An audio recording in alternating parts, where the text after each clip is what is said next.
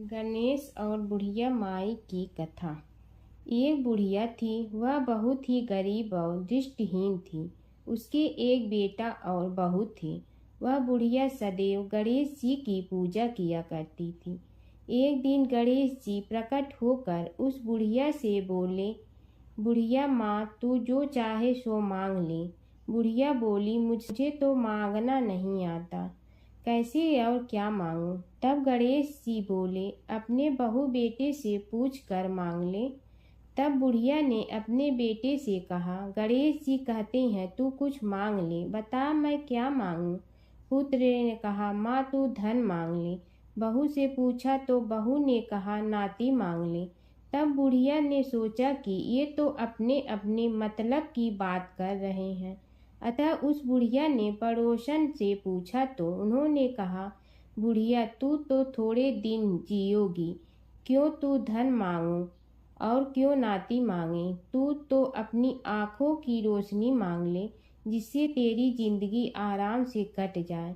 इस पर बुढ़िया बोली, यदि आप प्रसन्न है तो मुझे 9 करोड़ की माया दे, निरोगी काया दे, अमर सुहाग दे, आँखों की रोशनी दे, नाती दे, पोता दे और सब परिवार को सुख दे और अंत में मोक्ष दे। यह सुनकर तब गणेश जी बोले, बुढ़िया माँ, तुमने तो हमें ठग लिया। फिर भी जो तूने मांगा है वचन के अनुसार सब तुझे मिलेगा। और यह कहकर गणेश जी अंतर ध्यान हो गए। उधर बुढ़िया माँ ने जो कुछ मांगा वह सब कुछ मिल गया। हे गणेश जी महाराज, जैसे तुमने उस बुढ़िया माँ को सब कुछ दिया वैसे ही सबको देना।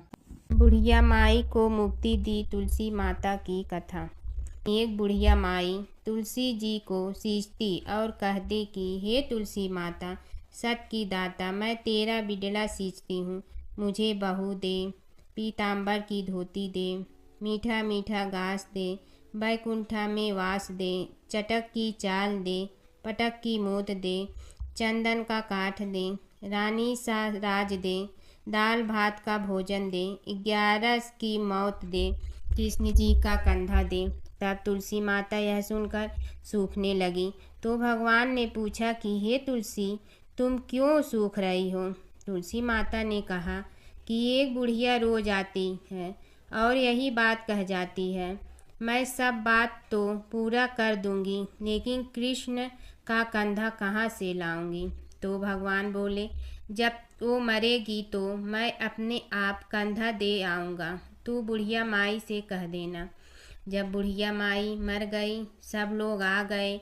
जब माई को ले जाने लगे तो वह किसी से न उठी। तब भगवान एक 12 बरस के बालक का रूप धारण करके आए। बालक ने कहा, मैं कान में एक बात कहूँगा तो बुढ़िया माई उठ जाएगी। बालक ने कान में कहा, बुढ़िया माई मन की निकाल ले, पीताम्बर की धोती ले, मीठा मीठा घास ले, बैकुंठा का वास ले, चटक की चाल ले, पटक की मोत ले, कृष्ण जी का कंधा ले। यह सुनकर बुढ़िया माई हल्की हो गई। भगवान ने कंधा दिया और बुढ़िया माई को मुक्ति मिल गई। हे तुलसी माता, जैसे बुढ़िया माई को मुक्ति दी वैसे सबको देना। जमुना की कहानी। प्राचीन समय में एक गांव था जिसमें 2 बहनें रहा करती थी। एक बहन का नाम गंगा था तो दूसरी बहन का नाम जमुना था। एक बार दोनों बहनें एक साहूकार के खेत से गुजर रही थी तो जमुना ने 13 दाने जौ के तोड़ लिए, जिसे देख गंगा बोली कि तुझे तो ग्रहण लग गया, तूने चोरी की है। इस पर जमुना बोली कि अब मेरा ग्रहण कैसे धुलेगा। गंगा ने कहा कि तुझे 12 साल तक साहूकार के यहाँ नौकरी करनी पड़ेगी, तभी तेरा पाप धुलेगा और ग्रहण से मुक्ति मिलेगी। जमुना साहूकार के यहाँ नौकरी के लिए जाती है और अपने लिए काम मांगती है। साहूकार उसे काम पर रख लेता है, लेकिन काम करने से पहले जमुना उसे कहती है कि मैं सारे काम करूंगी लेकिन 4 काम नहीं करूंगी। जूठे बर्तन नहीं मांजूंगी, झाड़ू नहीं लगाऊंगी, बिस्तर नहीं बिछाऊंगी और दिया नहीं जलाऊंगी। 12 साल के बाद कुंभ का मेला लगा तो साहूकारनी भी कुंभ नहाने जाने लगी। यमुना ने उसे जाते देख कहा कि कुंभ के मेले में मेरी बहन गंगा मिलेगी तो उसे यह सोने का टक्का दे देना, इससे वह अपने हाथों में सुंदर चूड़ियां पहन लेगी। साहूकारनी ने कुंभ के मेले में गंगा को वह सोने का टका दे दिया। गंगा ने उनसे वह टका लेते हुए कहा कि मेरी बहन को कहना कि उसके 12 वर्ष पूरे हो गए हैं, अब वह वहां वापिस आ जा। साहूकार व साहूकारनी वापिस घर आए तब जमुना मटके में पानी भर रही थी। दोनों जमुना से बोले कि हमने सोने का वह टका तेरी बहन गंगा को दे दिया था और उसने कहा है कि तेरे 12 वर्ष पूरे हो गए हैं, इसलिए अब तुम वापिस जाओ। यह समाचार सुनते ही जमुना सहस्त्र धारा में बदल गई और बहने लगी। यमुना जी का यह रूप देखकर साहूकार और साहूकारनी परेशान हो गई थी। हमारे घर में जमुना माता ने काम किया, हमें तो अब ग्रहण लग गया है, हम यह ग्रहण कैसे उतारेंगे। जमुना भागकर गंगा माता के पास चली गई।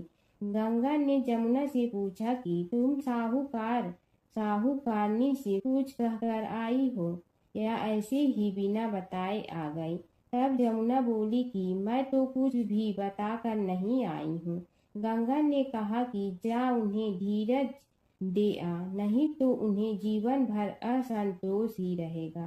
गंगा के कहने पर जमुना माता ने साहूकारनी को सपने में दर्शन दिए और कहा कि तुम दोनों उल्टे माथे क्यों पड़े हो, जाओ उठकर खाओ पियो। तब दोनों बोले कि हम कैसे उठे, हमें तो ग्रहण लगा है, क्योंकि हमने उल्टे सीधे और पता नहीं कितने नीच कार्य आपसे कराए हैं। तब यमुना जी बोली कि तुम्हें ग्रहण नहीं लगा है, ग्रहण तो मुझे लगा था कि मैंने तुम्हारे खेत से 13 दाने जौ के चुराए थे।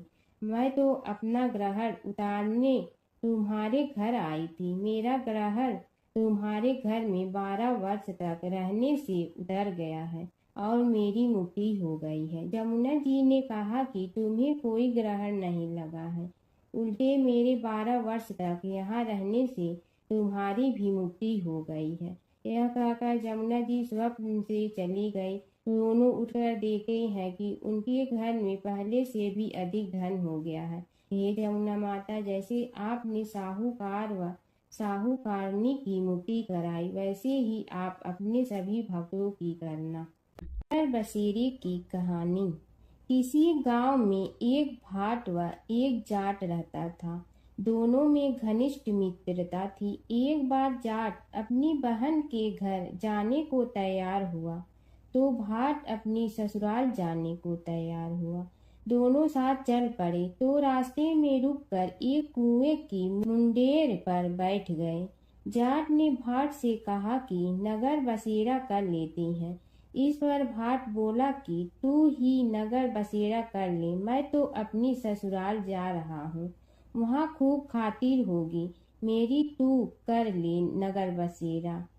जाट वहीं कुएं के पास बैठ पानी की घंटी और चावल का दाना लेकर नगर बसेरा करने लगा।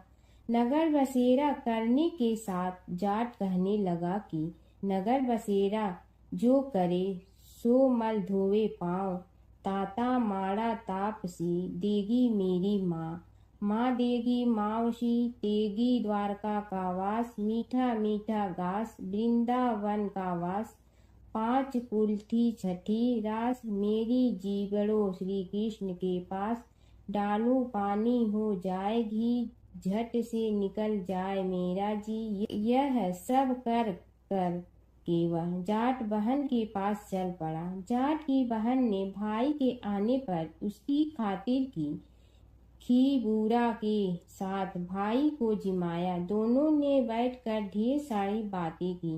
इधर भाट अपने ससुराल पहुंचा तो वहां आग लगी हुई थी। आग बुझाने वह भी लग गया, जिसमें हाथ मुंह भी काले हो गए और खुद भी थोड़ा सुलझ गया। ना रोटी ना पानी के लिए ही किसी ने पूछा। एक पड़ोसन आई तो उसने भाट की सास को कहा कि जमाई आया है। जरा उस आओ भगत कर लो। बुढ़िया बोली कि सब कुछ तो जल गया है, अब कहाँ से आओ भगत करूं। तब पड़ोसन ने ही भाट को एक रोटी के साथ छाछ दी। उसने वही खाकर गुजारा किया। शाम को दोनों फिर घर की ओर चल पड़े और रास्ते में मिल गए और एक दूसरे का हाल पूछा। भाट बोला कि मेरी ससुराल में तो आग लगी हुई थी, आग बुझाते मैं खुद काला हो गया हूँ, ना रोटी मिली ना पानी। जाट बोला कि मेरी तो बहुत खातिर हुई। फिर बोला कि मैंने कहा था ना कि नगर बसेरा कर ले, अब कर ले। लेकिन भाट ने फिर मना कर दिया। कहने लगा कि चाहे रोटी दे या न दे, तेरी तो माँ है, दही चूरमा का पेड़ा धरा पाएगा। भाट ने फिर नगर बसेरा नहीं किया, जाट ने कर लिया। नगर बसेरा जो करे सो मल धोए पाँव, ताता मारा तापसी देगी मेरी माँ।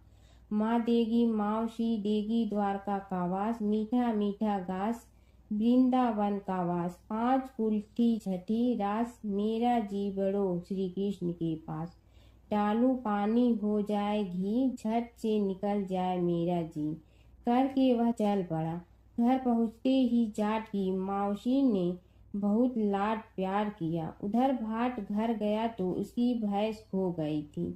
बाप एक लाठी रखे तो दूसरी उठाए और कहने लगा कि ससुराल गया तो आग लगा दी, अब यहाँ आया तो भैंस खो दी। बाप ने कहा कि पहले भैंस लेकर आ, तभी रोटी पानी मिलेगा। सारा दिन भाट भैंस ढूंढता रहा, लेकिन उसे भैंस नहीं मिली। जाट और भाट की मुलाकात फिर से बाजार में हो गई।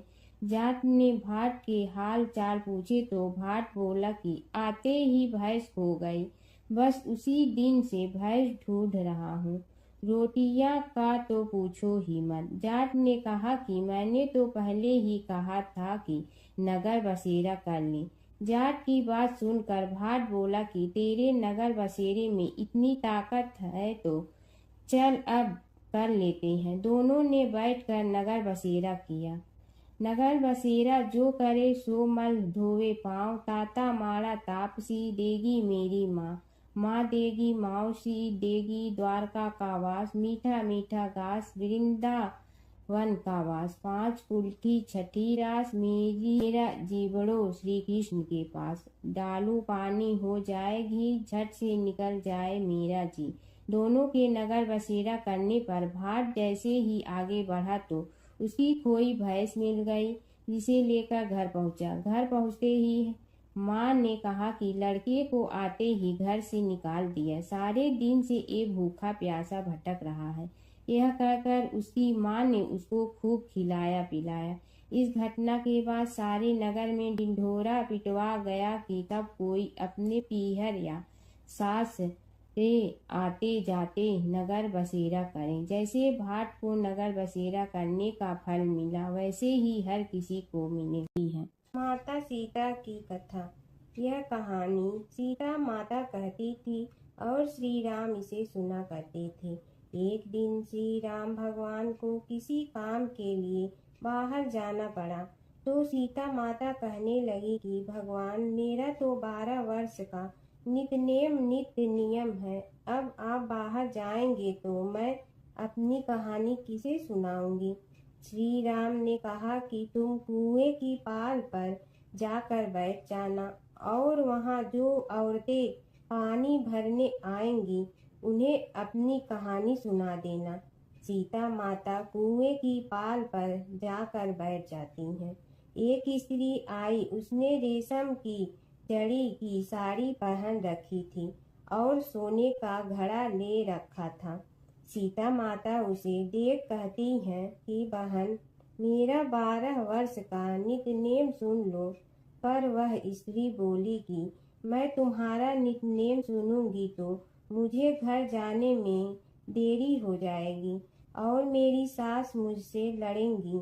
उसने कहानी नहीं सुनी और चली गई।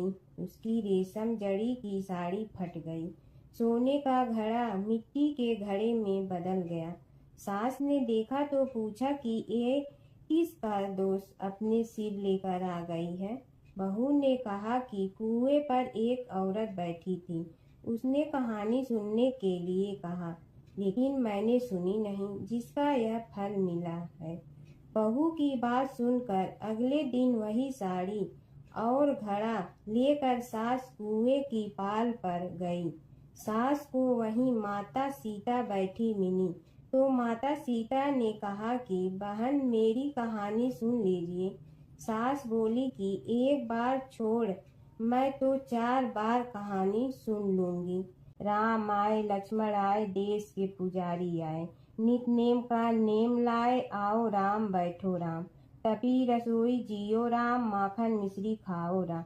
दूध बतासा पियो राम, सूत के पल का मोठो राम। साल दुसाला पोठो राम, साल दुसाला ओढ़ो राम। जब बोलो जब राम ही राम, राम संवारे सबके काम। खाली घर भंडार भरेंगे, सबका बेड़ा पार करेंगे। श्री राम जय राम जय जय राम। सास बोली कि बहन, कहानी तो बहुत अच्छी लगी।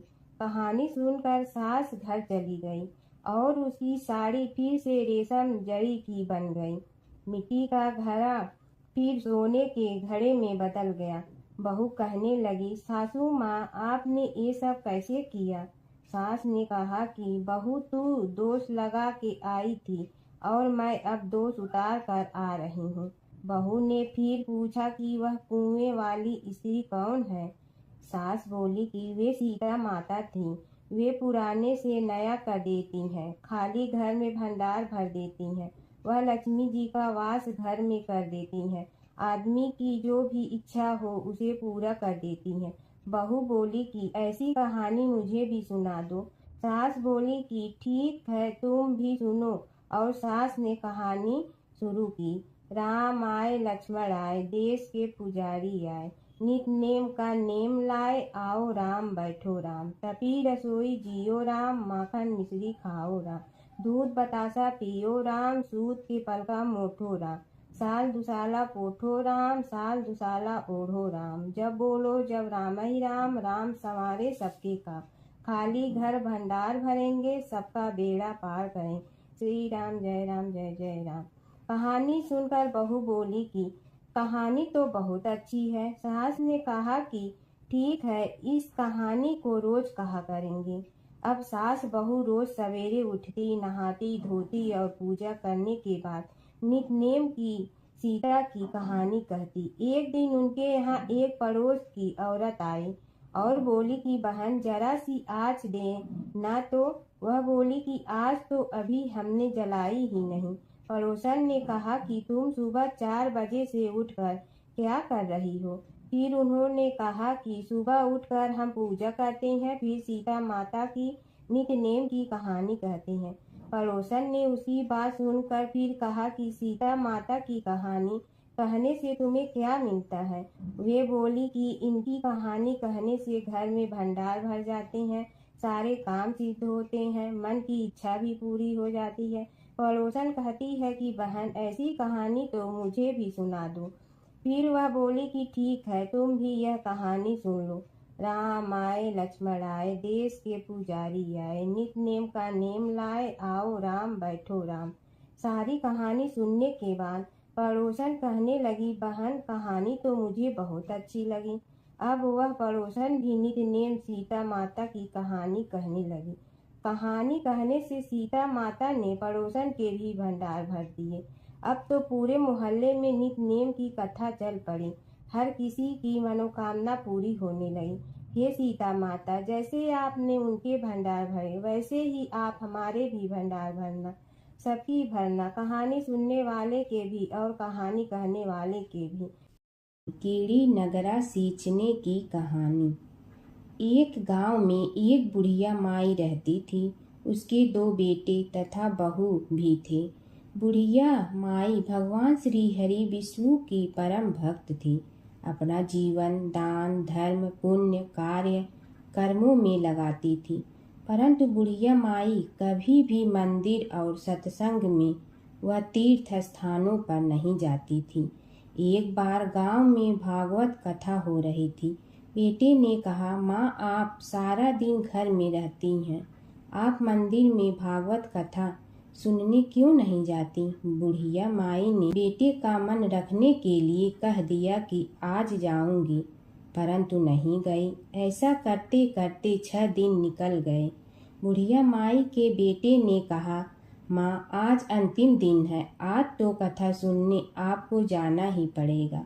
सारा दिन घर का काम करके बुढ़िया माई ने जाते जाते इतनी देर कर दी कि अंतिम दिन की भागवत कथा भी समाप्त हो गई। भगवान श्री हरि विष्णु सन्यासी का रूप धारण करके बुढ़िया माई के पास आए और बोले, बुढ़िया माई तुम कहाँ जा रही हो? बुढ़िया माई ने कहा, मैं भागवत कथा सुनने जा रही हूँ। तब सन्यासी रूपधारी भगवान श्री हरि विष्णु ने कहा, अब इतनी देर से क्यों जा रही हो? वहाँ तो अब कथा समाप्त हो गई है, अब वहाँ जाकर क्या करोगी? बुढ़िया माई ने कहा, अब घर से निकली हूँ तो जाकर ही रहूंगी।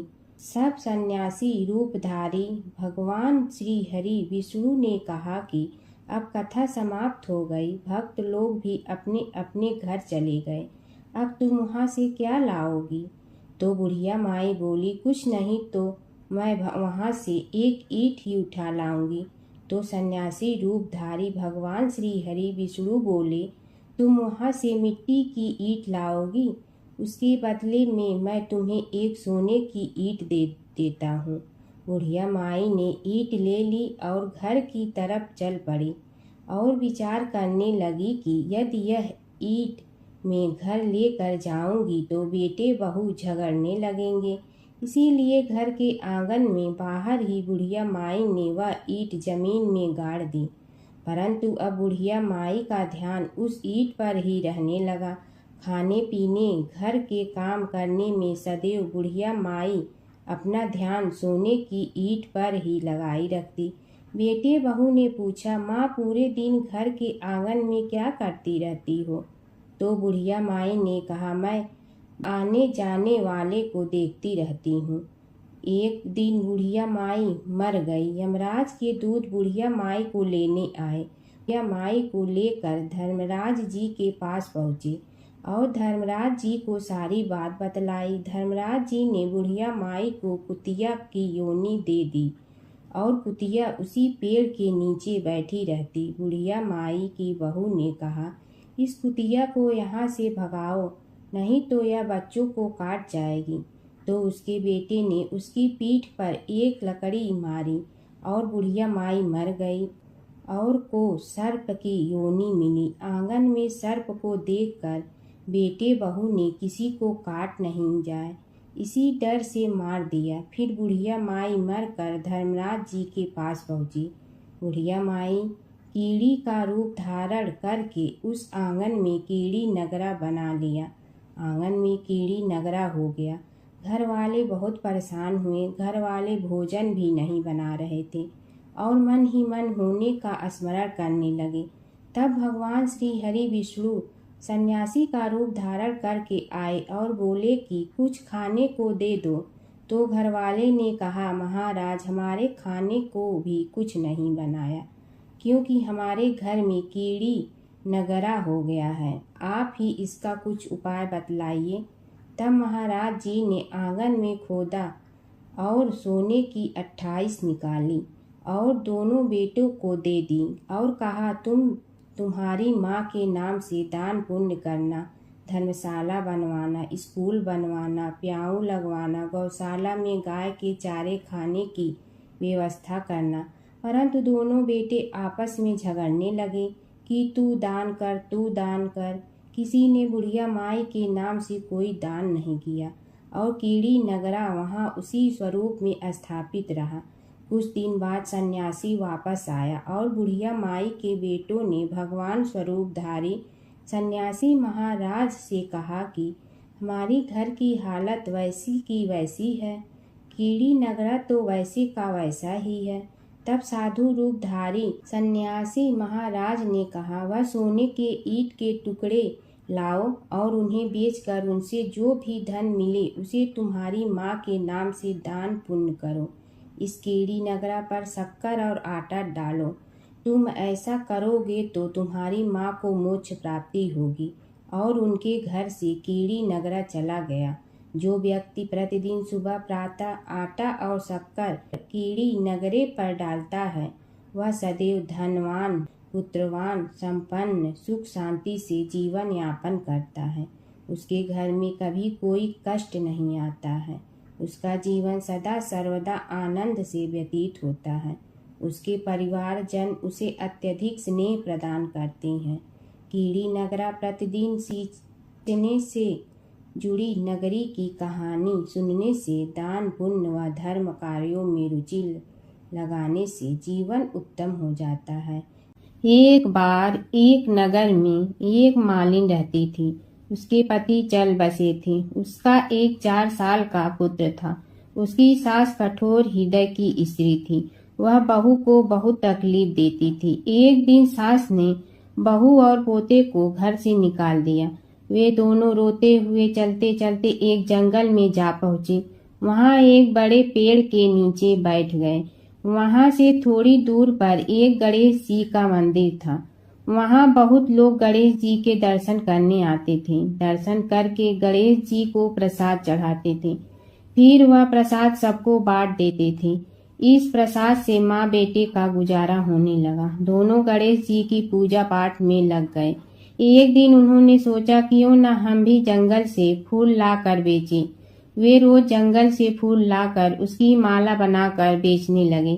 साथ में पूजा की सामग्री और प्रसाद भी बेचने लगे। इससे उनको आमदनी होने लगी। गणेश जी की कृपा से आमदनी बढ़ने लगी। जल्दी ही उन्होंने एक मकान और एक दुकान बना लिया। एक राजा की लड़की मंदिर में रोज पूजा करने आती थी।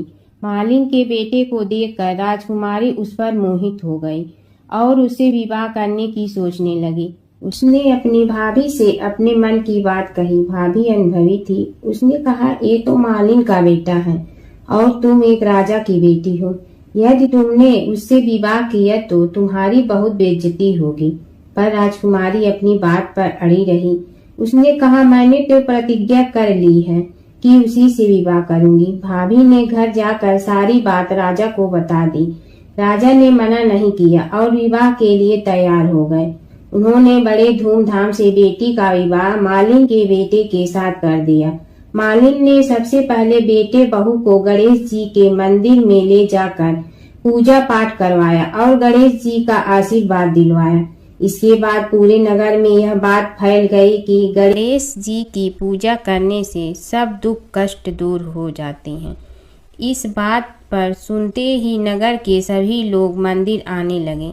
मालिन और उसके बेटे की बिक्री और बढ़ गई। उधर उसकी सास के बुरे दिन आ गए। अन्नदाता उससे रूठ गए और वह भूखों मरने लगी। एक दिन वह रोती धोती उसी गणेश जी के मंदिर में आ पहुंची। वहां वह मालिन के बेटे से बोली, मैं भूखी हूँ, मुझे रोटी कपड़ा दे दो, इसके बदले में तुम्हारा सारा काम कर दूंगी। लड़के को दया आ गई और उसे काम पर रख लिया। उसने अपनी दादी को नहीं पहचाना। जब मालिन घर आई तो उसने सास को पहचान लिया। वह सास से बोली, सासू जी आप यहाँ कैसे? सास ने पोते की तरफ इशारा करके कहा, मेरी इस सेठ के यहाँ नौकरी लग गई है। बहू बोली, यह आपका पोता है और यह घर भी आपका ही है, यह दुकान भी आपकी ही है। जब आपने हमें घर से निकाला तब गणेश जी ने हमारी रक्षा की। बहू की बात सुनकर सास बोली, मेरी करनी मैं भोगूंगी। बहू बोली, सासू जी अब आप हमारे यहाँ रहो और पोते का सुख देखो। हे गणेश जी महाराज, जैसा सुख आपने मालिन को दिया वैसा ही सुख सबको देना। की कथा। एक बार गणेश जी एक छोटे बालक के रूप में चिमटी में चावल और चमचे में दूध लेकर निकले। वो हर किसी से कह रहे थे कि कोई मेरी खीर बना दो, कोई मेरी खीर बना दो। एक बुढ़िया बैठी हुई थी। उसने कहा, ला मैं बना दूं। वह छोटा सा बर्तन चढ़ाने लगी। तब गणेश जी ने कहा कि दादी माँ, छोटी सी भगोनी मत चढ़ाओ, तुम्हारे घर में जो सबसे बड़ा बर्तन है वही चढ़ा दो। बुढ़िया ने वही चढ़ा दिया। वह देखती रह गई कि वह जो थोड़े से चावल उस बड़े बर्तन में डाली थी वह तो पूरा भर गया है। गणेश जी ने कहा, दादी माँ मैं नहा कर आता हूँ। खीर तैयार हो गई हो तो बुढ़िया के पोते पोती खीर खाने के लिए रोने लगे।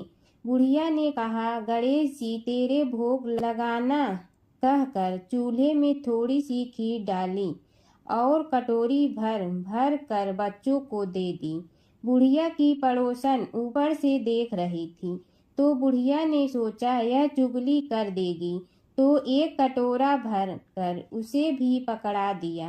बेटे की बहू ने चुपके से एक कटोरा खीर खाई और कटोरा चक्की के नीचे छुपा दिया।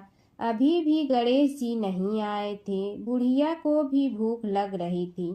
वह भी एक कटोरा खीर खाकर किवाड़ के पीछे बैठकर एक बार फिर कहा कि गणेश जी आपके भोग लगे कहकर खाना शुरू कर दिया।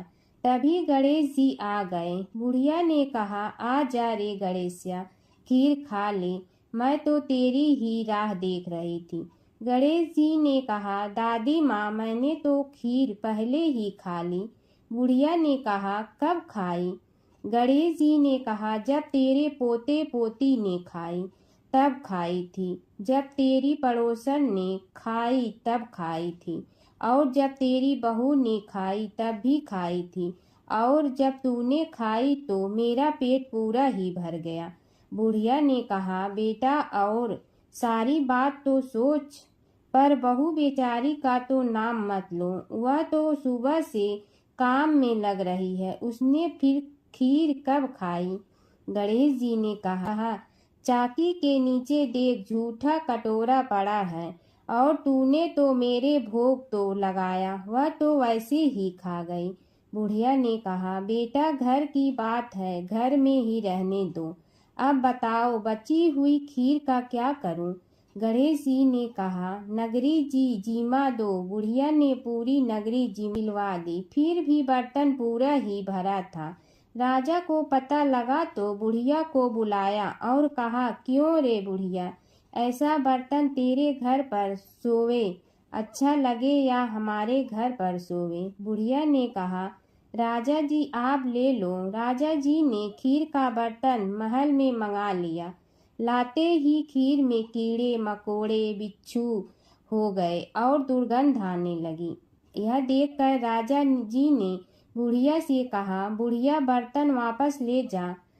तो मुझे मेरे गणेश जी ने दिया। बुढ़िया ने बर्तन वापस लिया, लेते ही सुगंधित की हो गई।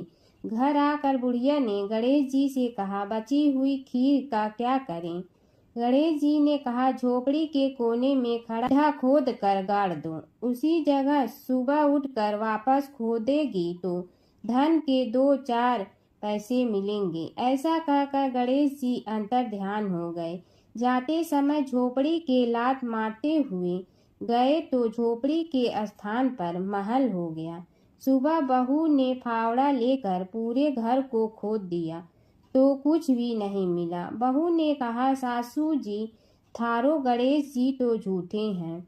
सास ने कहा, बहू मारो गणेश झूठो तो नहीं है, ला मैं देखूं। वह फावड़ा लेकर खोजने लगी तो टन टन करते 2 धन के चरे घड़े निकले आए। बहू ने कहा, सासू जी गणेश जी तो साचो ही हैं। सास ने कहा, गणेश जी तो भावनाओं का भूखा है। यह गणेश जी जैसा आपने बुढ़िया को दिया वैसा सबको देना। समय की बात है कि विष्णु भगवान का विवाह लक्ष्मी जी के साथ निश्चित हो गया। विवाह की तैयारी होने लगी। सभी देवताओं को निमंत्रण भेजे गए, परंतु गणेश जी को निमंत्रण नहीं दिया। कारण जो भी रहा हो, अब भगवान विष्णु की बारात जाने का समय आ गया। सभी देवता अपनी पत्नियों के साथ विवाह समारोह में आए। उन सब ने देखा कि गणेश जी कहीं दिखाई नहीं दे रहे हैं। तब वे आपस में चर्चा करने लगे कि क्या गणेश जी को कोई न्योता नहीं दिया है या स्वयं गणेश जी ही नहीं आए हैं। सभी को इस बात पर आश्चर्य होने लगा। तभी सब ने विचार किया कि विष्णु भगवान से ही इसका कारण पूछा जाए। विष्णु भगवान से पूछने पर उन्होंने कहा कि हमने गणेश जी के पिता भोलेनाथ महादेव को न्योता भेजा है। यदि गणेश जी अपने पिता के साथ आना चाहते हैं तो आ जाते, अलग से न्योता देने की कोई आवश्यकता भी नहीं थी। दूसरी बात यह है कि उनको 1.25 मन मूंग, 1.25 मन चावल, 1.25 मन घी और 1.25 मन लड्डू का भोजन दिन भर में चाहिए। यदि गणेश जी नहीं आएंगे तो कोई बात नहीं, दूसरे के घर जाकर इतना सारा खाना पीना अच्छा भी नहीं लगता। इतनी वार्ता कर ही रहे थे कि किसी एक ने सुझाव दिया, यदि गणेश जी आ भी जाए तो उनके द्वारपाल बनाकर बैठा देंगे कि आप घर की याद रखना। आप तो चूहे पर बैठकर धीरे धीरे चलोगे तो बारात से बहुत पीछे रह जाओगे। यह सुझाव भी सबको पसंद आ गया तो विष्णु भगवान ने भी अपनी सहमति दे दी। होना क्या था कि इतने में गणेश जी वहां आ पहुंचे और उन्हें समझा बुझाकर घर की रखवाली करने बैठा दिया गया। बारात चल रही थी, तब नारद जी ने देखा कि गणेश जी तो दरवाजे पर ही बैठे हुए हैं, तो वे गणेश जी के पास गए और रुकने का कारण पूछा। गणेश जी कहने लगे कि विष्णु भगवान ने मेरा बहुत अपमान किया है। नारद जी ने कहने लगे कि अपनी मूसक देना को आगे भेज दे तो वह रास्ता खोद देगी, जिससे उनके वाहन धरती में धंस जाएंगे। तब आपको सम्मान पूर्वक बुलाना पड़ेगा। अब तो गणेश जी ने अपनी मूसक सेना जल्दी से आगे भेज दी और सेना ने जमीन पोली कर दी। जब बारात वहां से निकली तो रथों के पहिए धरती में धंस गए। लाख कोशिश करे परंतु पहिए नहीं निकले। सभी ने अपने अपने उपाय किए परंतु पहिए तो नहीं निकले, बल्कि जगह जगह से टूट गए। किसी की समझ में नहीं आ रहा था कि अब क्या किया जाए।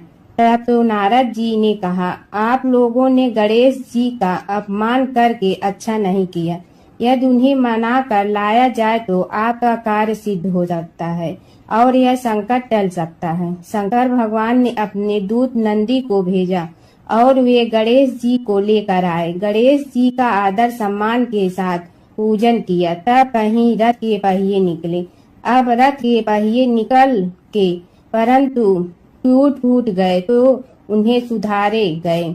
पास के खेत में खाती काम कर रहा था, उसे बुलाया गया। खाती अपना कार्य करने के पहले श्री गणेशाय नमः कहकर गणेश जी की वंदना मन ही मन करने लगा। देखते ही देखते खाती ने सभी पहियों को ठीक कर दिया।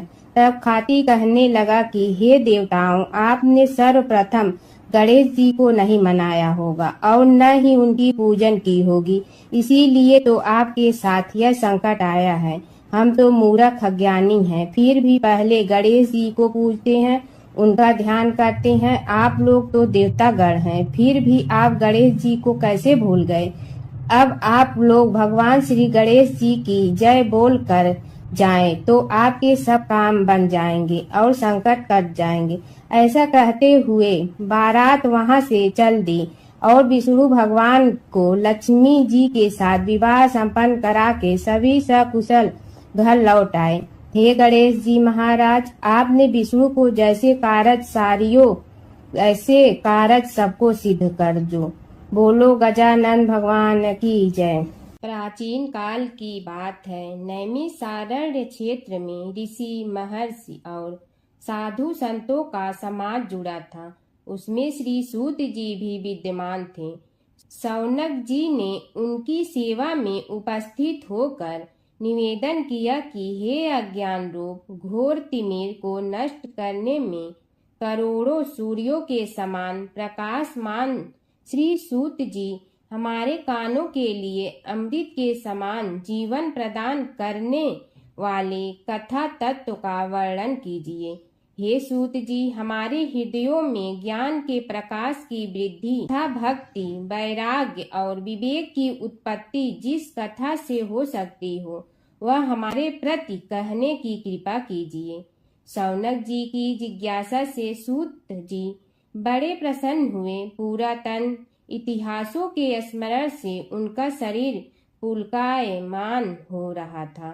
वे कुछ देर उसी स्थिति में विराजमान रहकर कुछ विचार करते रहे और अंत में बोले, शौनक जी, इस विषय में आपके चित्त में बड़ी जिज्ञासा है।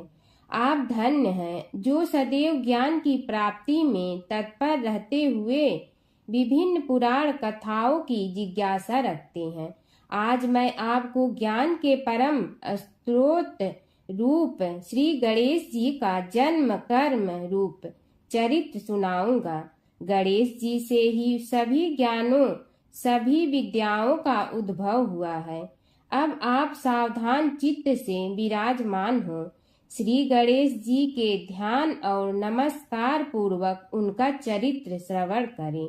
नमस्तस्मै गणेशाय ब्रह्मा विद्या प्रदायिनी यनागस्त्यसमः साक्षात विघ्न सागर सोसड़े।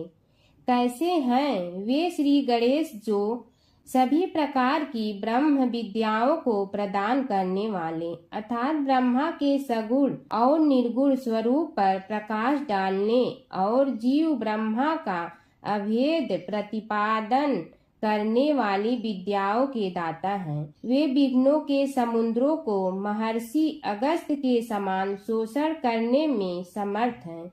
इसलिए उनका नाम विघ्न सागर शोषक के नाम से प्रसिद्ध है। मैं उन भगवान श्री गणेश जी को नमस्कार करता हूँ। प्रथम पूजा के अधिकारी श्री गणेश जी, यह कहकर सूत जी कुछ समय के लिए मौन हो गए और फिर बोले, शौनक जी, भगवान गणेश जी ही सर्वप्रथम पूजा प्राप्ति के अधिकारी हैं। किसी भी देवता की पूजा करो, पहले उनकी पूजा करो। शौनक जी ने निवेदन किया, हे भगवान, हे सूत, सर्वप्रथम यह बताने की कृपा कीजिए कि गणेश जी को प्रथम पूजा का अधिकार किस प्रकार प्राप्त हुआ। इस विषय में मेरी बुद्धि मोह को प्राप्त हो रही है कि सृष्टि रचयिता ब्रह्मा जी, पालन करता भगवान नारायण और संहार करता शिव जी में से किसी को प्रथम पूजा का अधिकारी क्यों नहीं माना गया। यह त्रिदेव ही तो सबसे बड़ा देवता माने जाते हैं। सूत जी ने कहा, शौनक जी, यह भी एक रहस्य ही है। देखो, अधिकार मांगने से नहीं मिलता, इसके लिए योग्यता होनी चाहिए। संसार में अनेकों देवी देवताएं पूजे जाते हैं। पहले जो जिसका इष्ट देव होता है वह उसी की पूजा किया करता है। इससे बड़े देवताओं के महत्व में कमी आने की आशंका उत्पन्न हो गई। इस कारण देवताओं में परस्पर विवाद होने लगा। वे उसका निर्णय प्राप्त करने के लिए शिव जी के पास पहुँचे और प्रणाम करके पूछने लगे, प्रभु, हम सब में प्रथम पूजा का अधिकारी कौन है। शिव जी सोचने लगे कि किसे प्रथम पूजा का अधिकारी माने। तभी उन्हें एक युक्ति सूझी। बोले, देवगण, इसका निपटारा बातों से नहीं तथ्यों से होगा। इसके लिए एक प्रतियोगिता रखनी होगी, शिव की परिक्रमा करने की प्रतियोगिता। देवगण उनका मुख देखने लगे, शंकित हृदय से सोचने लगे कि कैसी प्रतियोगिता रहेगी। यह शिव जी ने उनके मन के भाव ताड़ लिए, इसलिए सांत्वना भरे शब्दों में बोले, घबराओ मत, कोई कठिन परीक्षा नहीं ली जाएगी। बस इतना ही कि सभी अपने अपने वाहनों पर चढ़कर संसार की परिक्रमा करो और फिर यहाँ लौट आओ। जो पहले लौटेगा वही सर्वप्रथम पूजा का अधिकारी होगा। अब क्या देर थी, सभी अपने अपने वाहन पर चढ़कर दौड़ पड़े। किसी का वाहन गजराज था तो किसी का सिंह, किसी का भैंसा तो किसी का मृग, किसी का हंस तो किसी का उल्लू, किसी का अश्व तो किसी का श्वान। अभिप्राय यह है कि वाहनों को विविधता के दर्शन उस समय जितने भले प्रकार से हो सकते थे उतने अन्य समय में नहीं। सबसे गया बीता वाहन गणेश जी का था मूषक, उससे चूहा भी कहते हैं। ऐसे वाहन के बल भरोसे इस प्रतियोगिता में सफल होना तो क्या, सम्मिलित होना भी हास्यास्पद है। गणेश जी ने सोचा, छोड़ो, क्या होगा प्रतियोगिता में भाग लेने से, हम तो यहाँ बैठे रहकर ही तमाशा देखेंगे। वे बहुत देर तक विचार करते रहे। अंत में उन्हें एक युक्ति सूझी। शिव जी स्वयं ही जगदाता हैं, यह संसार उन्हीं का प्रतिबिंब है, तब क्यों न इन्हीं की परिक्रमा कर ली जाए। इनकी परिक्रमा करने से ही संसार की परिक्रमा हो जाएगी। ऐसा निश्चय कर उन्होंने मूषक पर चढ़कर शिव जी की परिक्रमा की और उनके समक्ष जा पहुँचे। शिव जी ने कहा, तुमने परिक्रमा पूर्ण कर ली? उन्होंने उत्तर दिया, जी हाँ। शिव जी सोचने लगे कि इसे तो यहीं घूमते हुए देखा, फिर परिक्रमा कैसे कराया। देवताओं का परिक्रमा करके लौटना आरंभ हुआ और उन्होंने गणेश जी को वहां बैठे देखा तो माथा ठनक गया। फिर भी साहस करके बोले, अरे तुम विश्व की परिक्रमा के लिए नहीं गए? गणेश जी ने कहा, अरे मैं कब का यहाँ आ गया। देवता बोले, तुम्हें तो कहीं भी नहीं देखा। गणेश जी ने उत्तर दिया, देखते कहाँ से, समस्त संसार शिव जी में विद्यमान है। इनकी परिक्रमा करने से ही संसार की परिक्रमा पूर्ण हो गई। सूत जी बोले, शौनक, इस प्रकार गणेश जी ने अपनी बुद्धि के बल पर ही विजय प्राप्त कर ली। उनका कथन सत्य था, इसलिए कोई विरोध करता भी तो कैसे।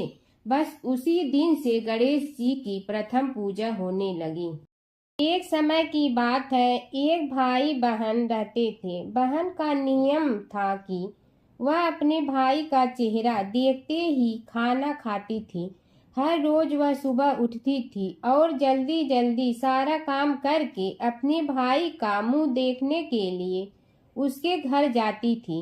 एक दिन रास्ते में एक पीपल के नीचे गणेश जी की मूर्ति रखी थी। उसने भगवान के सामने हाथ जोड़कर कहा कि मेरे जैसा अमर सुहाग और मेरे जैसा अमर पीहर सबको दीजिए। यह कहकर वह आगे बढ़ जाती है। जंगल के झाड़ियों के कांटे उसके पैरों में चुभा करते थे। एक दिन भाई के घर पहुंची और भाई का मुंह देखकर बैठ गई तो भाभी ने पूछा, पैरों में क्या हो गया है। यह सुनकर उसने भाभी को जवाब दिया कि रास्ते में जंगल के झाड़ियों के गिरे हुए कांटे पांव में चुभ गए हैं। जब वह वापस अपने घर आ जाए तब भाभी ने अपने पति से कहा कि रास्ते को साफ करवा दो, आपकी बहन के पांव में बहुत सारे कांटा चुभ गए हैं। भाई ने तब कुल्हाड़ी लेकर सारी झाड़ियों को काटकर रास्ता साफ कर दिया, जिससे गणेश जी का स्थान भी वहां से हट गया। यह देखकर भगवान गुस्सा हो गए और उसके भाई के प्राण हर लिए। लोग अंतिम संस्कार के लिए जब भाई को ले जा रहे थे तब उसकी भाभी रोते हुए लोगों से कही, थोड़ी देर रुक जाओ, उसकी बहन आने वाली है। वह अपने भाई का मुंह देखे बिना नहीं रह सकती है, उसका यह नियम है। तब लोगों ने कहा, आज तो देख लेगी पर कल कैसे देखेगी। रोज दिन की तरह बहन अपने भाई का मुंह देखने के लिए जंगल में निकली। तब जंगल में उसने देखा कि सारा रास्ता साफ किया हुआ है। जब वह आगे बढ़ी तो उसने देखा कि सिद्धि विनायक को भी वहां से हटा दिया गया है।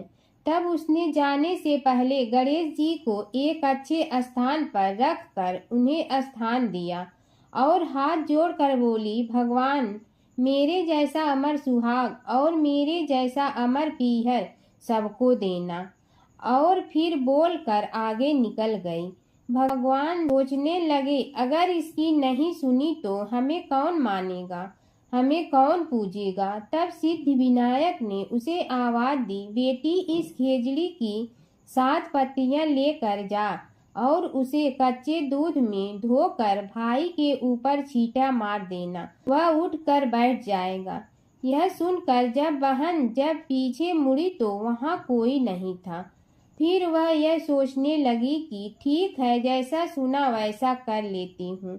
फिर वह 7 खेजड़ी की पत्तियां लेकर अपने भाई के घर पहुंची। उसने देखा वहां कई लोग बैठे हुए हैं।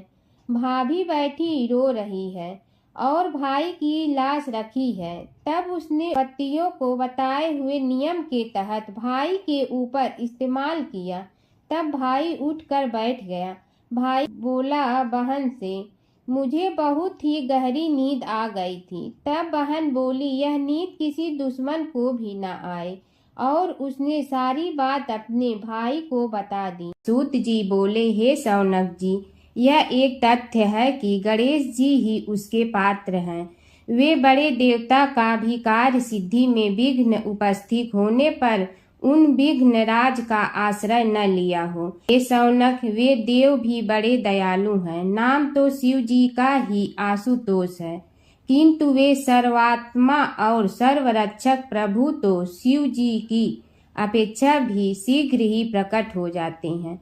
उनका भक्त कभी किसी संकट में नहीं पड़ता। यदि प्रारब्ध वशात कभी किसी विपत्ति में पड़ भी जाता है तो गणेश्वर की उपासना करने पर उनके अनुग्रह से उनके समस्त दुख दूर होकर परम सुख की प्राप्ति होती है। शौनक ने कहा, हे सूत जी, हे महाभाग, हे प्रभु, मैं गणेश जी के विभिन्न चरित्रों का अध्ययन करना चाहता हूँ, तो मुझे बताइए कि किस ग्रंथ का अवलोकन करूं। हे दयामय, आपको तो उनके समस्त चरित्र विदित है कि यदि आप ही उन्हें सुनाने की कृपा करें तो मेरा अत्यधिक उपकार होगा।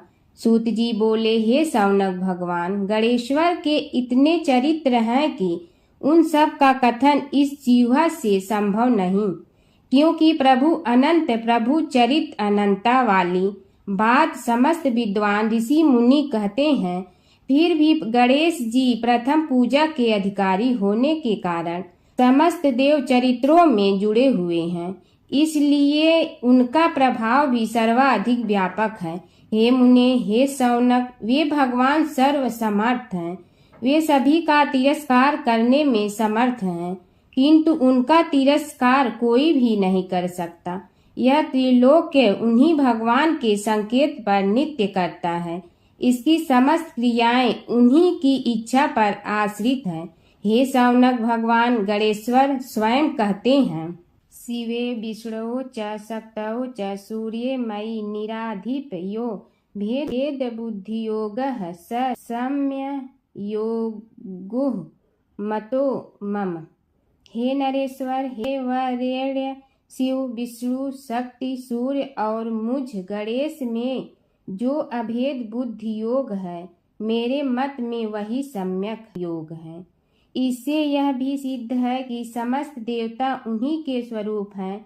वे ही भगवान विभिन्न कार्य रूपों के अनुसार अपना भिन्न भिन्न नाम रखते हैं। हे मुनि श्रेष्ठ, उन सब देवताओं के चरित्र भी उन्हीं गणराज के चरित्र हैं। यद्यपि सब चरित्र एक ही ग्रंथ में मिलने में संभव नहीं है, फिर भी गणेश्वर के अनेकों प्रमुख चरित्रों का वर्णन गणेश पुराण में हुआ है। राजा सोमकांत का वृत्तांत कथन। शौनक जी ने पूछा, हे प्रभु, गणेश पुराण का आरंभ किस प्रकार हुआ, यह मुझे बताने की कृपा करे। इस पर सूत जी ने कहने लगे, हे शौनक, यद्यपि गणेश पुराण है तो बहुत प्राचीन, क्योंकि भगवान गणेश्वर तो आदि हैं। न जाने कब से गणेश जी अपने उपासकों पर कृपा करते चले आ रहे हैं। उनके अनंत चरित्र हैं, जिनका संग्रह एक महापुराण का रूप ले सकता है। उसे एक बार भगवान नारायण ने नारद जी को और भगवान ने शंकर और जगन जननी पार्वती जी को सुनाया था। बाद में वही पुराण संक्षेप रूप में ब्रह्मा जी ने महर्षि वेद व्यास को सुनाया और फिर व्यास जी ने महर्षि भृगु को सुनाया। भृगु ने कृपा करके सौराष्ट्र के एक राजा सोमकांत को सुनाया था। तब से वह पुराण अनेक कथाओं में विस्तृत होता रहा और अनेक कथाओं से रहित होता हुआ अनेक रूप में प्रचलित है। शौनक जी ने पूछा, भगवान, आप यह बताने का कष्ट करें कि राजा सोमकांत कौन था। उसने महर्षि से गणेश पुराण का श्रवण कहाँ किया था, उस पुराण के श्रवण से उसे क्या क्या उपलब्धियां हुई। हे नाथ, मुझे श्री गणेश्वर की कथा के प्रति उत्कंठा बढ़ती ही जा रही है। सूत जी बोले, हे शौनक, सौराष्ट्र के देवनगर नाम की एक प्रसिद्ध राजधानी थी। वहाँ का राजा सोमकांत था। वह अपनी प्रजा का पुत्र के समान पालन करता था। वह वेद ज्ञान संपन्न, शस्त्र विद्या में पारंगत एवं प्रबल प्रतापी राजा, समस्त राजाओं में मान्य तथा अत्यंत वैभवशाली था। उसका ऐश्वर्य कुबेर के भी ऐश्वर्य को लज्जित करता था। उसने अपने पराक्रम से अनेकों देश जीत लिए थे। उसकी पत्नी अत्यंत रूपवती, गुणवती, धर्माज्ञा एवं पतिव्रत धर्म का पालन करने वाली थी। वह सदैव अपने प्राणनाथ की सेवा में लगी रहती थी। उसका नाम सुधर्मा था। जैसे वह प्रतिव्रता थी, वैसे ही राजा भी एक पत्नी व्रता का पालन करने लगा।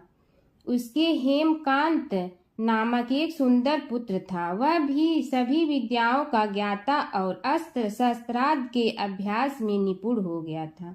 यह सभी श्रेष्ठ लक्षणों से संपन्न, सद्गुणी एवं प्रजा जनों के हितों का अत्यंत पोषक था। इस प्रकार राजा सोमकांत स्त्री पुत्र, पशुवाहन, राज्य एवं प्रतिष्ठा आदि से सब प्रकार सुखी था। उसे दुख तो था ही नहीं।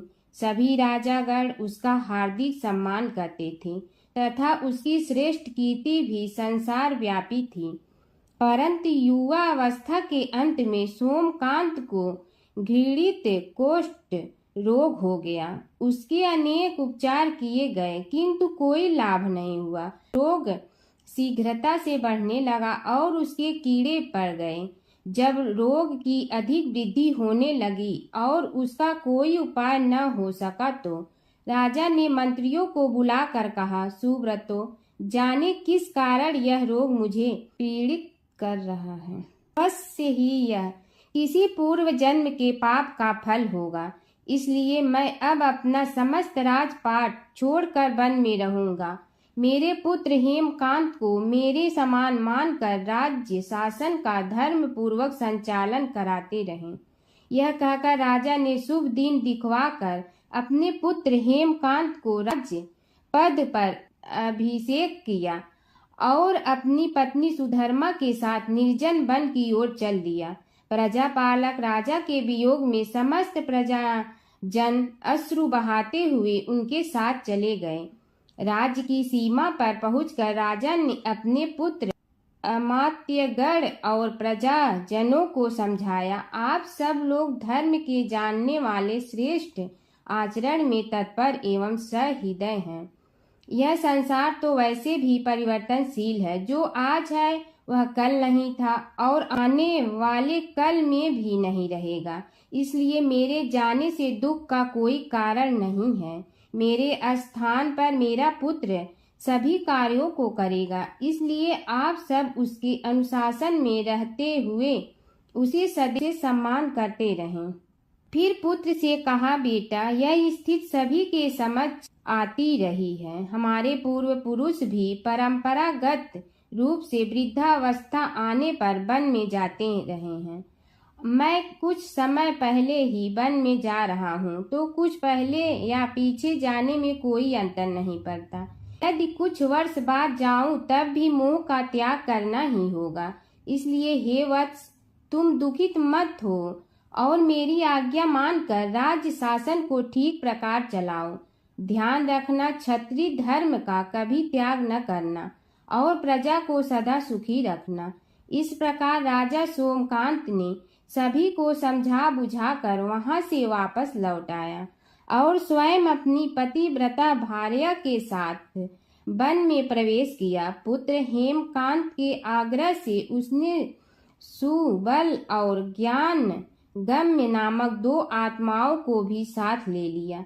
उन सब ने एक समतल एवं सुंदर स्थान देखकर वहां विश्राम किया। तभी उन्हें एक मुनि कुमार दिखाई दिया। राजा ने उससे पूछा, तुम कौन हो, कहाँ रहते हो? यदि उचित समझो तो मुझे बताओ। मुनि बालक ने कोमल बाणी में कहा, मैं महर्षि भृगु का पुत्र हूँ। मेरा नाम च्यवन है। हमारा आश्रम निकट में ही है। अब आप भी अपना परिचय दीजिए। राजा ने कहा, मुनि कुमार, आपका परिचय पाकर मुझे बड़ी प्रसन्नता हुई। मैं सौराष्ट्र के देवनगर नामक राज्य का अधिपति रहा हूँ। अब अपने पुत्र को राज्य देकर मैंने अरण्य की शरण ली है। मुझे कुष्ठ रोग अत्यंत पीड़ित किए हुए हैं। उसकी निवृत्ति का कोई उपाय करने वाला हो तो कृपा कर मुझे बताइए। मुनि कुमार ने कहा, मैं अपने पिताजी से अपना वृतांत कहता हूँ, फिर वे जैसा कहेंगे आपको बताऊंगा। यह कहकर मुनि बालक चला गया और कुछ देर में ही आकर बोला, राजन, मैंने आपका वृतांत अपने पिताजी को बताया। उनकी आज्ञा हुई है कि आप सब मेरे साथ आश्रम में चलकर उनसे भेंट करें, तभी आपके रोग के विषय में भी विचार किया जाएगा। राजा सोमकांत के पूर्व जन्म का वृत्तांत भृगु द्वारा वर्णन। राजा अपनी पत्नी और अमात्यों के सहित च्यवन के साथ साथ भृगु आश्रम में जा पहुंचा और उन्हें प्रणाम कर बोला, हे भगवान, हे महर्षि, मैं आपकी शरण हूँ। आप मुझ कुष्ठी पर कृपा कीजिए। महर्षि बोले, राजन, यह तुम्हारे किसी पूर्व जन्म कृत पाप का ही उदय हो गया है। इसका उपाय मैं विचार करके बताऊंगा। आज तो तुम सब स्नान आज से निवृत्त होकर रात्रि विश्राम करो। महर्षि की आज्ञा अनुसार सबने स्नान भोजन आदि के उपरांत रात्रि व्यतीत की और प्रातः काल स्नान आदि नित्य कर्मों से निवृत्त होकर महर्षि की सेवा में उपस्थित हुए। महर्षि ने कहा, राजन, मैंने तुम्हारे पूर्व जन्म का वृतांत जान लिया हूँ और यह भी विदित कर लिया है कि किस पाप के फल से तुम्हें इस रोग की प्राप्ति हुई है। यदि तुम चाहो तो उसे सुना दूं। राजा ने हाथ जोड़कर निवेदन किया, बड़ी कृपा होगी मुनिनाथ, मैं उसे सुनने के लिए उत्कंठित हूँ।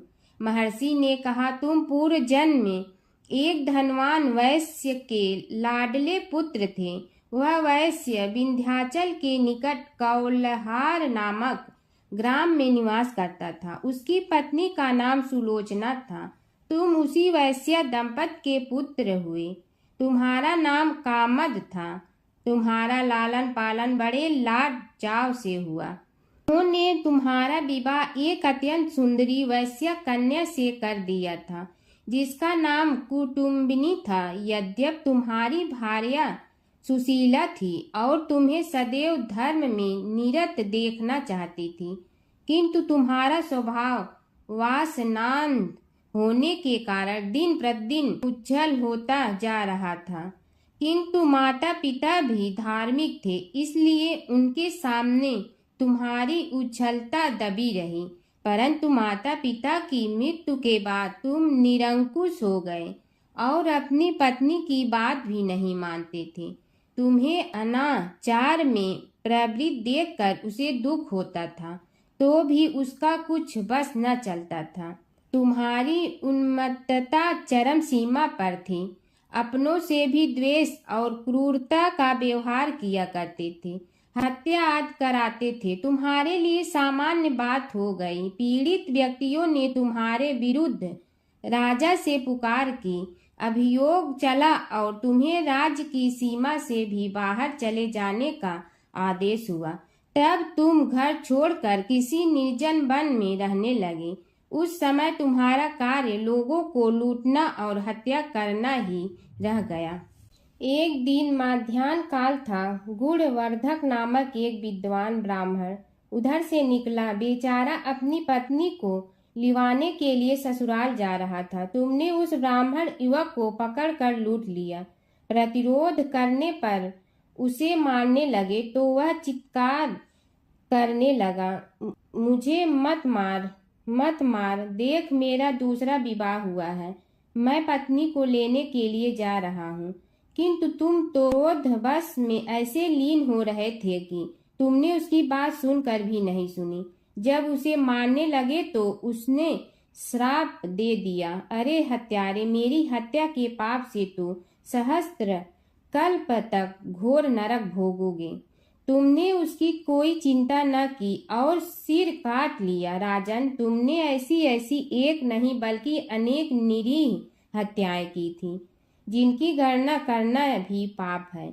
इस प्रकार इस जन्म में तुमने घोर पाप कर्म किए थे, किंतु बुढ़ापा आने पर जब अशक्त हो गए तब तुम्हारे साथ जो क्रूर कर्मा थे वे भी किनारा कर गए। उन्होंने सोच लिया कि अब तो इसे खिलाना भी पड़ेगा, इसलिए मरने दो यहीं। अमोघ प्रभाव गणेश उपासना का कथन। राजन, अब तुम निरालंब थे, चल फिर तो सकते ही नहीं थे। भूख से पीड़ित रहने के कारण रोगों ने भी घेर लिया।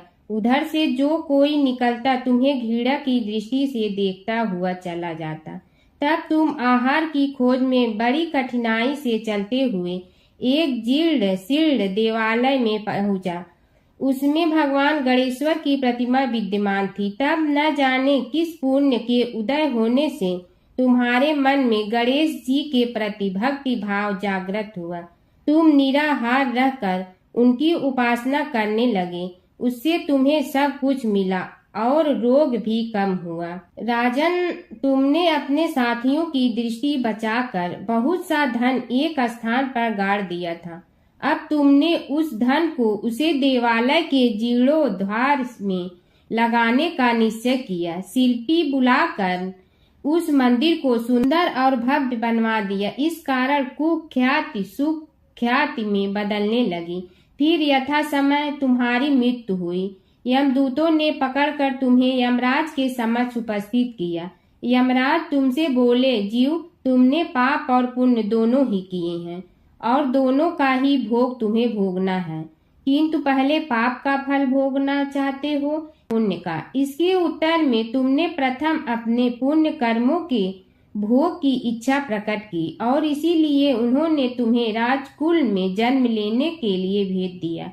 पूर्व जन्म में तुमने भगवान गणाध्यक्ष का सुंदर एवं भव्य मंदिर बनवाया था, इसलिए तुम्हें सुंदर देह की प्राप्ति हुई।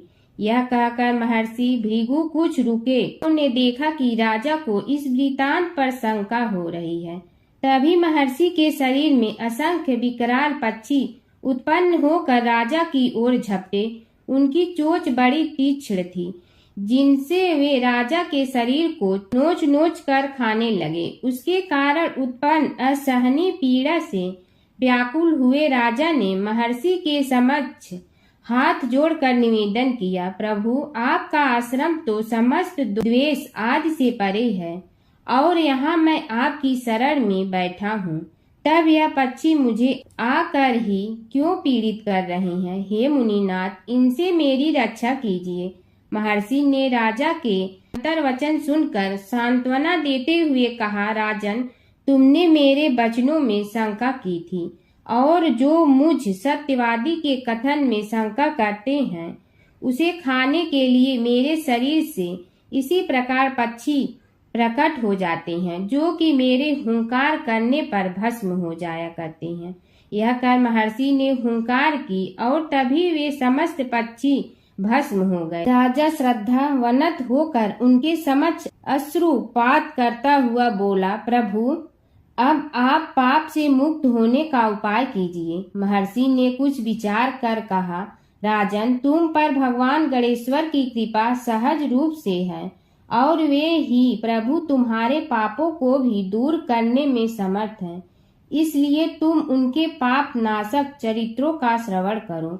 गणेश पुराण में उनके चरित्रों का भले प्रकार वर्णन हुआ है, अतएव तुम श्रद्धा भक्ति पूर्वक उसी को सुनने में चित्त लगाओ। राजा ने प्रार्थना की, महामुनि, मैंने गणेश पुराण का नाम भी आज तक नहीं सुना, तो उनके सुनने का सौभाग्य कैसे प्राप्त कर सकूंगा? हे नाथ, आपसे अधिक ज्ञानी और प्रकांड विद्वान और कौन हो सकता है? आप ही मुझ पर कृपा कीजिए। महर्षि ने राजा की दीनता देखकर उसके शरीर पर अपने कमंडल का मंत्रपूत जल छिड़का। तभी राजा को एक छींक आई और नासिका से एक अत्यंत छोटा काले वर्ण का पुरुष बाहर निकल आया। देखते देखते वह बढ़ गया। उसके भयंकर रूप को देखकर राजा कुछ भयभीत हुआ, किंतु समस्त आश्रमवासी वहां से भाग गए। वह पुरुष महर्षि के समक्ष हाथ जोड़कर खड़ा हो गया। उन्हें उसकी ओर देखा और कुछ उच्च स्वर में बोले, तू कौन है, क्या चाहता है? वह बोला, मैं साक्षात पाप हूँ। समस्त पापियों के शरीर में मेरा निवास है। आपके मंत्रपूत जल के स्पर्श से मुझे विवश होकर राजा के शरीर से बाहर निकलना पड़ा है। अब मुझे बड़ी भूख लगी है, बताइए क्या खाऊं और कहाँ रहूं? महर्षि बोले, तू उस आम के अवकाश स्थान में निवास कर और उसी वृक्ष के पत्ते खाकर जीवन निर्वाह कर। यह सुनते ही वह पुरुष आम के वृक्ष के पास पहुंचा, किंतु उसके स्पर्श मात्र से वह वृक्ष जलकर भस्म हो गया। फिर जब पाप पुरुष को रहने के लिए कोई स्थान दिखाई न दिया तो वह भी अंतर्हित हो गया। हर व्रत कथा के साथ पढ़ी और सुनी जाने वाली लपसी तपसी की यह कहानी। एक लपसी था, एक तपसी था। तपसी हमेशा भगवान की तपस्या में लीन रहता था। लपसी रोजाना सवा सेर की लपसी बनाकर भगवान का भोग लगाकर जीम लेता था। एक दिन दोनों लड़ने लगे। तपसी बोला, मैं रोज भगवान की तपस्या करता हूँ, इसलिए मैं बड़ा हूँ। लपसी बोला, मैं रोज भगवान को सवा सेर लपसी का भोग लगाता हूँ, इसलिए मैं बड़ा हूँ। नारद जी वहाँ से गुजर रहे थे। दोनों को लड़ता देखकर उनसे पूछा कि तुम क्यों लड़ रहे हो? तपसी ने खुद के बड़ा होने का कारण बताया और लपसी ने अपना कारण बताया। नारद जी बोले, तुम्हारा फैसला मैं करूँगा। दूसरे दिन लपसी और तपसी नहाकर अपनी रोज की भक्ति करने आए तो नारद जी ने छुपकर 1.25 करोड़ की एक एक अंगूठी उन दोनों के आगे रख दी।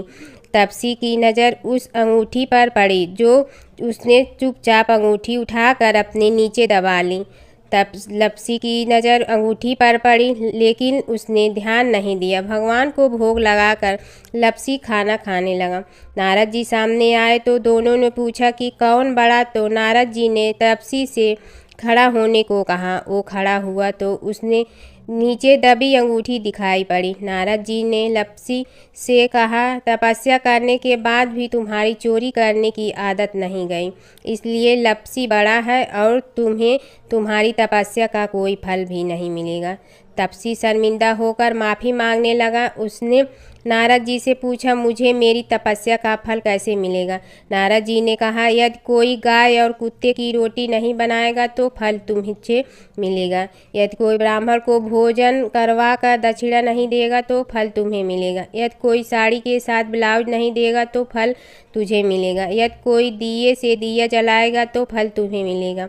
यदि कोई सारी कहानी सुने लेकिन तुम्हारी कहानी नहीं सुने तो फल तुझे मिलेगा। उसी दिन से हर व्रत कथा कहानी के साथ लपसी तपसी की कहानी भी सुनी और कही जाती है। ओम जय जगदीश हरे, स्वामी जय जगदीश हरे। भक्त जनों के संकट क्षण में दूर करे। ओम जय जगदीश हरे। जो ध्यावे फल पावे, दुख बिन दे मन का। सुख संपत्ति घर आवे, कष्ट मिटे तन का। ओम जय जगदीश हरे।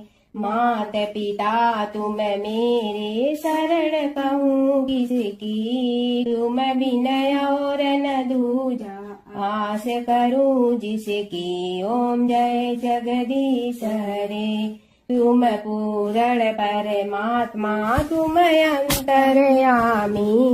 पार ब्रह्म परमेश्वर, तुम सबके स्वामी। ओम जय जगदीश हरे। तुम बिंदा के सागर, तुम पालन करता। मैं मूर्ख कल काम, कृपा करो भरता।